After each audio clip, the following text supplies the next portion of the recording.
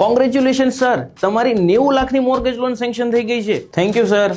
Sanction letter તો આપો. અહીંયા તો 93,25,000 બતાવે છે, તો બાકીના 3,25,000 ક્યાં ગયા? અરે સર, અહીંયા લખ્યું તો છે 2% પ્રોસેસિંગ ફી એટલે 1,80,000 થયા, ઇન્સ્યોરન્સ 1,20,000 નો, લીગલ ચાર્જીસ 10,000 ના, વેલ્યુએશન ચાર્જીસ 10,000 ના અને ડોક્યુમેન્ટેશન ચાર્જીસ 5,000 ના.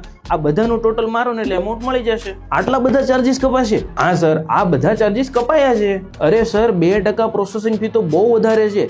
મને બીજી બેંક તરફથી તો 0.5% પ્રોસેસિંગ ફી ની ઓફર મળી છે. એટલે પહેલા પ્રોસેસિંગ ફી ઓછી કરો સર, અને લોનમાં મોટે ભાગે ઇન્સ્યોરન્સ તો ઓપ્શનલ જ હોય છે. પણ સર, તમને કઈ થઈ જાય તો?